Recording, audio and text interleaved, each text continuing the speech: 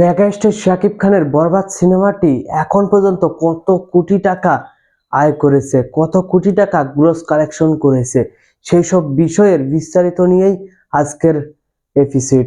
তো চলুন মূল গসিপে। শাকিব খান মানেই যেন এখন ইন্ডাস্ট্রি হিটের তকমা লেগেই যায়। শাকিব খানের সেই প্রিয়তমা সিনেমা থেকে এখন পর্যন্ত তুফান, প্রিয়তমা এবং এখন বরবাদ সিনেমা, প্রতিটা সিনেমায় ইন্ডাস্ট্রি হিট করে যাচ্ছে। কিন্তু আগের সিনেমাগুলোর তুলনায় বরবাদ সিনেমাটি তাদের দ্বিগুণ কালেকশন করে ফেলেছে ইতিমধ্যে।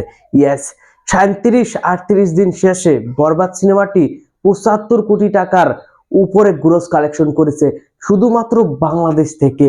ইয়েস, এটাই 75 কোটি টাকার উপরে বক্স অফিস গ্রস কালেকশন করেছে বরবাদ সিনেমাটি। এবং বাংলাদেশের বাইরে 21 দিনে, মাত্র 21 দিনে 1,92,00,000 টাকার উপরে গ্রস কালেকশন করেছে। এটা এসকে ফিল্মস এর পক্ষ থেকে জানানো হয়েছে। এটা রিয়েল এনার্জি প্রোডাকশন থেকেও অফিসিয়ালি জানানো হয়েছে। বরবাদ সিনেমাটি আরো অনেক বেশি কালেকশন করতে পারতো, অনেক বেশি গ্রস কালেকশন করতে পারতো।